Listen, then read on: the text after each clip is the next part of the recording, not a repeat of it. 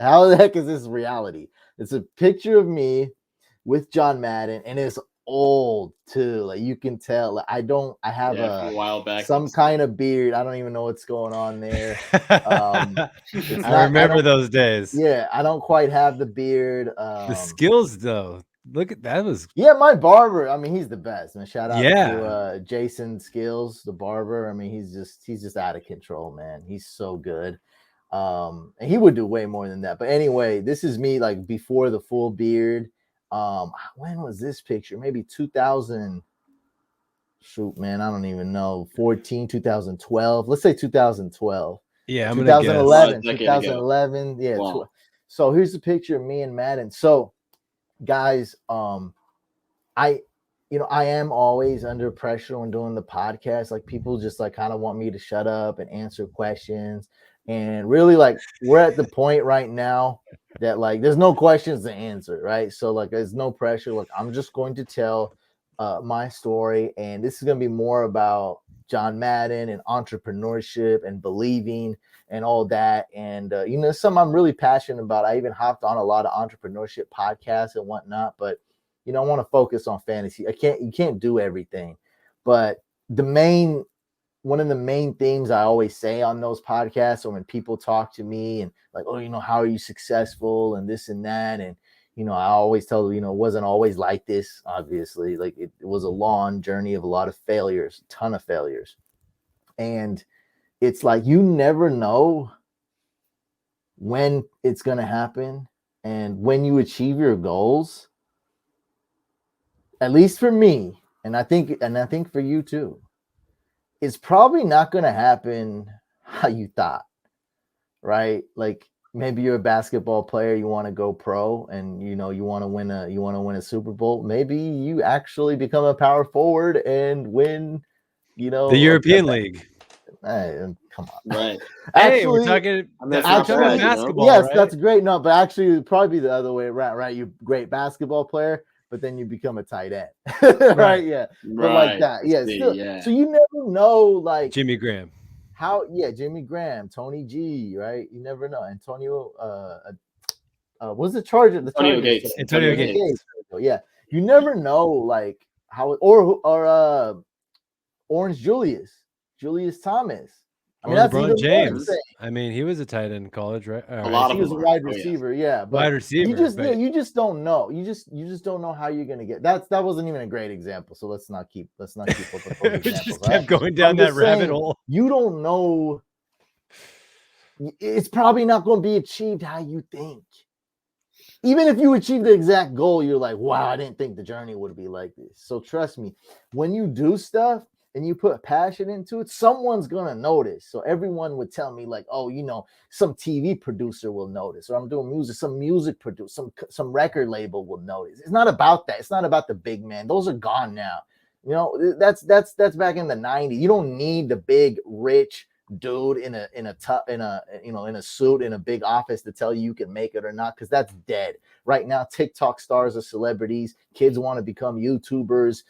There's no record labels. The music's not making. You make your own films. You make your own YouTube videos. You do there's nobody telling you, but someone's gonna take notice. And if you keep grinding and you get good with your craft, you're gonna make it somehow, and it may not be the niche you think it is. So anyway, I'm doing my thing. It's not working, but I went to film school. I'm doing some videos, and I'm doing Fantasy Couch, and I'm doing it tough. Like everyone knows I'm doing it. I'm doing it as tough as I can. I suck at it. I'm not good. Mike's the host. I'm the producer. Mike left me. He had to go do his thing, so he couldn't be on camera anymore. It wasn't his choice. I don't want to make it seem like he left me on purpose. He just couldn't be on camera anymore because of life. Like, that's what happened. So I had to be in front of camera. I sucked. I'm doing my thing. My homie, Jay Short, he's a videographer. He knew that there was an opening for a 2-man job to work for a charity event. The guy who was going to do it couldn't make it. And not that he would have chose him, but he was down to 2, 3, 4 choices. He chose me. His friend, who he knows me, is a huge football fan. He knows I probably like John Madden. I'm like, John Madden. I was like, You John used to play Madden. Madden I was every like, day. Madden's my idol. I was like, yeah, I'm a semi-pro Madden player. Like I was in the He Madden literally was a challenge. semi-pro Madden player. I went top Really? 16 in San This Francisco. dude is really good. Wow. Okay. Yeah, he was killing it. I would sit down and play Madden for 48 hours per day, like a grind. And I'm not joking. That's taking it lightly. So I mean, there would be a lot of like 12, 14, 18-hour days of Madden. Just all day. Just playing. And that's cool. Like I got to talk on the headset and learn a lot about the other world because I'm from a small, really poor town. So like I got to learn a lot about these rich towns, and that opened my mind. Because now, and that, like, to kind of sum it up, I started ending up working with like rich billionaires and millionaires too. So I didn't know that world. Anyway, he gave me a call. He's telling me about this charity event. He drops Madden's name in there. I'm like, what? I don't even think he's gonna be like. I think this is just like whatever. Like I don't think it's gonna work.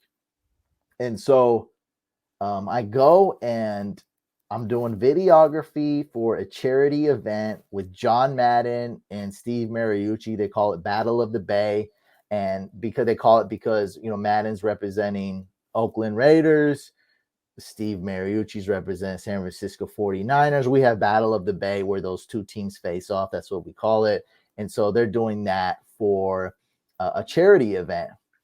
And I've met, maybe not at this time, but I've met about 100 big celebrities and pro athletes, and almost never really got nervous or anything like that at all. But when I was in the same room in John Madden, like I was frozen. I was like, there's no way this dude is here. And then Jay Short, it's great that he doesn't like football at all and he doesn't care about Madden. And so he actually helped me because like I was kind of close to having a panic attack. And it's crazy because it's like you can't, like, this is not a place where you can show you're having a panic attack because you're hired to film an event. There's a bunch of people there. Like you have a panic attack behind the stage or so. You can't have it like with people. So I didn't have one, but like I was like close. I felt like it was coming. I know it was coming. I'm like, oh God, I'm in the same room as John Madden. Like, this guy's my idol. Like, what the heck? And like, I'm telling you guys, this never ever happened to me. Like, I met so many players I interviewed. Like, it just never even came close. Like, me and Mike were gonna go meet Zuckerberg one day, and like, I didn't even care. I didn't care. I just said, it's raining. I don't want to meet Zuckerberg. I mean, but like that was a big deal to us though back then. Yeah. That's when Zuckerberg was cool, by the way, not like all these memes now. That's when he was like, he represented our generation that you could make it. Now everyone's kind of like, oh, that's weird. Right. But I just didn't care. Like, I didn't care. So, but John Madden, I was different. And he calmed me down because my friend Jay Short, he just couldn't care less. And he was like, dude, just relax. Like, look at him. He was like you meeting Zuckerberg. Yeah, exactly. He was like, look at his clothes. Like, so I'm gonna lay it all. I'm long form story.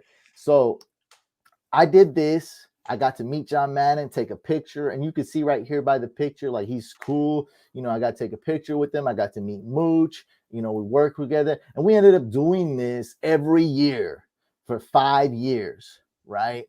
And I got to know Madden kind of well. Like honestly, I don't like know him well, but like just looking at he this recognizes man, you. I don't know if he does. I don't think so. I mean, that beard grew. Maybe he didn't. I'm just saying no, I don't think he recognizes me. I'm just saying even if you just look at this man, right, from like in the same room every year for 5 years, you get to know a lot about him. And as a film student and just a guy who loves film, I always eavesdrop. That's how you know, like, that's some real people, what they really talk about. John Madden hated everybody. He was not a people person. He sat in that same corner, and this guy has billions. He owns like half the city Mike is from. He has his own vineyards, his own wine, everything. This guy sits there in the corner, hates everybody, doesn't want to talk to anybody. But I seen him. Some Raiders coach or someone in the Raiders organization he hasn't seen for 15 to 30 years came. And this man's heart opened up. He hugged him. And I was like, oh my God, like this is like Madden's like, he loved it. He was hugging the dude. He was like, what's up, man? I haven't seen you in so long. Like he was so happy. And I was like, okay, like it took a while for me to understand, but that's kind of how I am. Is like I got a small circle. I hate everybody. I hate people. But it's like, you know, you have your small circle of friends and family. And I was like, you know, you don't have to be a certain way. Like you can see this guy, he's not like faking it with the tux.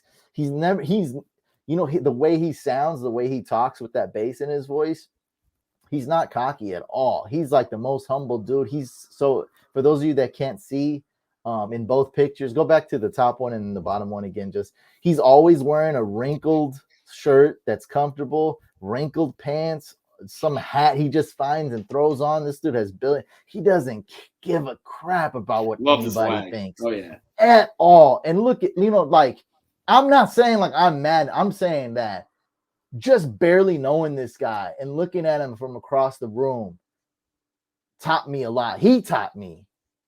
It's not the suit. That's not how you get dubs. It's not because you ironed your suit. It's how hard you work. It's how dope you are. It's how people love you. It's how good you are at your job. It's that's what real success is. Anybody can put on it. Anyone can buy a dope suit, rent one, or put it on layaway. How is that going to mean success? How is that going to mean W's? How is that going to equal happiness, real success? This is this man. He is dressed like the most bummiest dude in the whole room, the whole building, and there's no question about it. And you know, like that was really good inspiration to see a dude like him not give a crap and make it and just be so good at everything he did, right? Great coach for 10 years. The game he made is groundbreaking, amazing. He wanted a realistic simulation, 11-on-11 football, made a game that number one selling game for a decade in America. And then, you know, a best commentator ever, you know, taught generations how to, about football, and was just, just the swag he brought to it, just the creativity, you know, just everything was amazing. And I got to go to this event every year and do photography and videography, and we got to have a fantasy couch banner, and we got to meet Mooch. By the way, Mooch hates me, but he's the opposite of Madden too. He is outgoing, bubbly, you know, super Italian, talks with his hands. I got to bring Mike. And so this picture is very important because this is the last year. He didn't want to take pictures with anybody. So he just told the people around him, like, tell everyone, block, exactly. Block, you know, like block this off. Yeah, nobody. Block for me. And I knew, like, I was like, look, this is going to be one of my last times here. You know, I'll probably get invited next year in the year. I was like, don't take anything for granted. Get one last picture so it actually looks like me, you know, like not one that's 5 years ago. And we said, hey, can we get a picture with Matt? He's not taking pictures at this time. We're like, we're screwed. Then we seen the cheerleaders go, and the cheerleaders asked. So this is a huge event, guys, and it was insane. This is an event where they were announcing it, and I couldn't soak it in. Now I can really understand it. Every Bay Area team was at this event.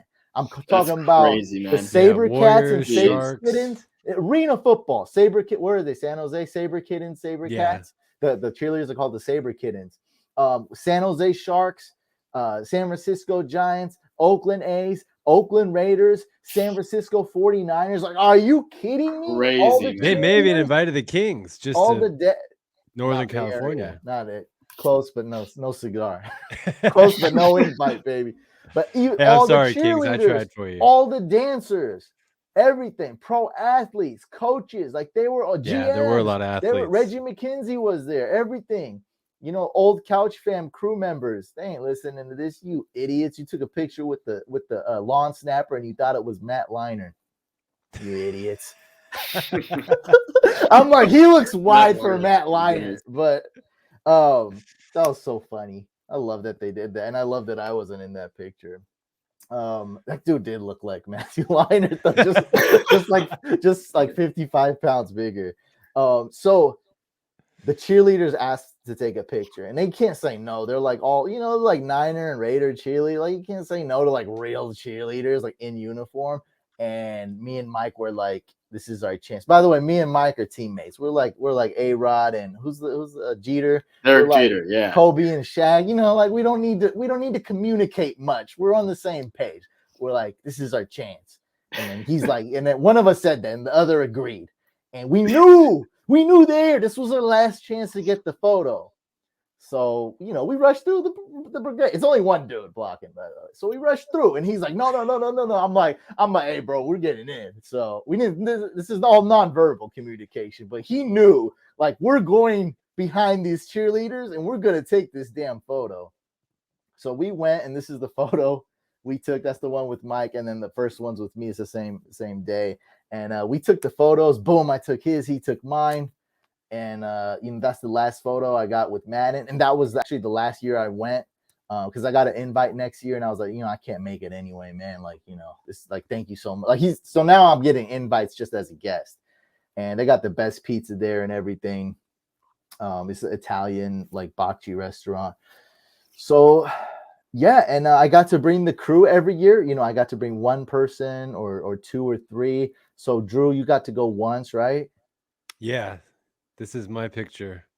You talk to Mooch, because Mooch is talking to everybody. He's a mover Mooch and shaker. Pretty friendly. He's shaking hand. I mean, he's a bubbly person. Like, he's everywhere. He just talks with his hands. Outgoing fella for sure. Yeah, he gives you a compliment and also talks trash to your face, and you love it. Oh my God, it feels so great. You don't know he's even talking mess, but he's just he's just talking trash. He's being a great host. So he goes and shakes at least like 150 people's hands. So Drew got to meet him, and like, it was quiet right around this time. There wasn't a lot of people, so Drew got to talk to him a little bit. And did you consider talking to Madden? Did you get like, what happened? Like, I don't remember. You didn't get a picture with them, right? No, I didn't. And I was actually intimidated to go up and talk to him. But so when I was in middle school, let's say, I actually was going to a high school basketball game in the area I lived in. It's Monterey County, and Madden had a place down there. He lived in Carmel Valley, so he happened to show up to this all-star basketball game. It was a high school basketball game.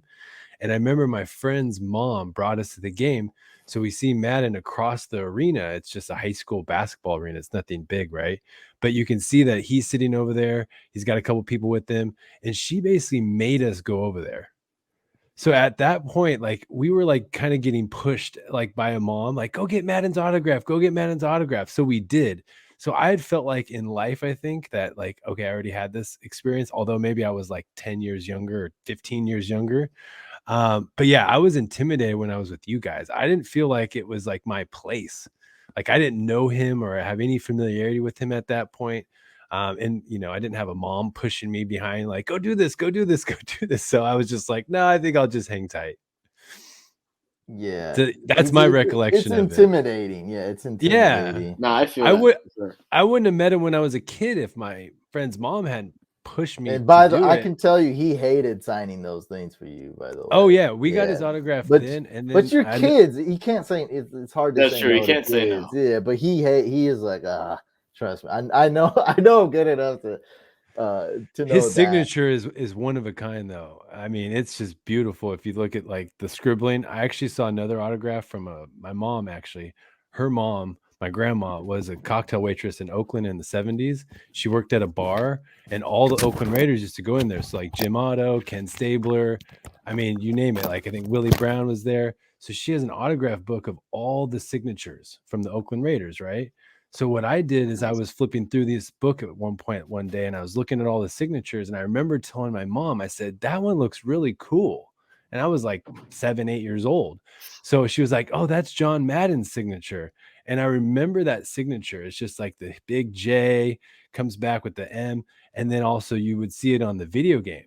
You would see his signature on the video game. So I could tell you, Hussein and I have owned every single Madden there is. I mean, from like the first original, I can't remember. I think it was Super Nintendo. I owned games on Sega, PlayStation. I mean, I still have every Madden stacked on my shelf just over here on the right. So, I mean, nice. So I kept going, and because I kind of became a fixture, like I was cool with the cheerleaders and everything, and the people. Like, I've been there, every year, and so everyone was cool. And the main guy who brought me in, so Jay Short, he kind of got tired of doing it because he felt like the guy kept asking him for favors. I mean, there's not necessarily been paid jobs, just out of this Madden scope, and he don't care about Madden. But me, I'm like, I'm not screwing this up. Like, this guy knows people. Like, he works with the Raiders. Like, he knows people. Like, I'm not screwing it up. Like, anytime this guy called, I would always pick up. And he began liking me. And he's like, yeah, Jay Shorts, doesn't pick up the phone in this. I'm like, I get why, but like, I'll pick up the phone. Like, I will pick up the phone, dog. Right.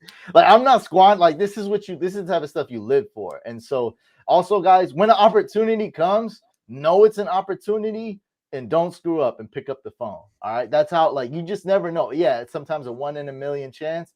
And that's another thing. Sometimes people screw that. They don't know it's that 1 in a million chance right there across the door. You just got to leave it open. And so John Madden gave me a signed wine bottle. Nice. That is a beauty. Something else. I got like a Madden backpack, and then this is the best one here. This 25th edition. 25th edition, Barry Sanders edition, Madden 25, signed by the legend himself. Like, I mean, it's and you don't even play Xbox.